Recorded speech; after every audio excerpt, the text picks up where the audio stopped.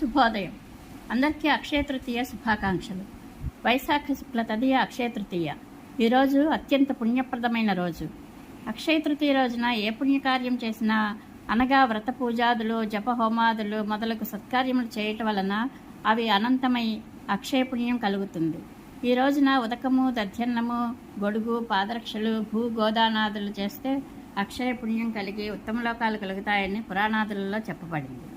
అంత భారీగా చేయలేకపోయినా ఉన్నంతలోనే వీలు చేసుకుని సాయంత్రం గుడికి వెళ్ళి అమ్మవారికి పూలు, పళ్ళు, పసుపు, కుంకుమ, గాజులు సమర్పిస్తే శుభప్రదం. అదేవిధంగా బ్రాహ్మణునికి స్వయంపాకం ఇస్తే అది చాలా ఉత్తమమైన పుణ్యకార్యం. అలాగే ఒక మొక్క తెచ్చి ఇంట్లో నాటుకుని వనదేవతను ఆహ్వానించవచ్చు.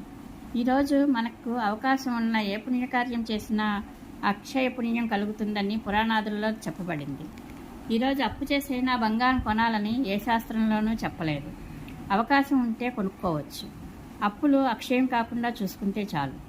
పరమేశ్వరానుగ్రహ ప్రాప్తిరస్తు. శుభం భూయాత్.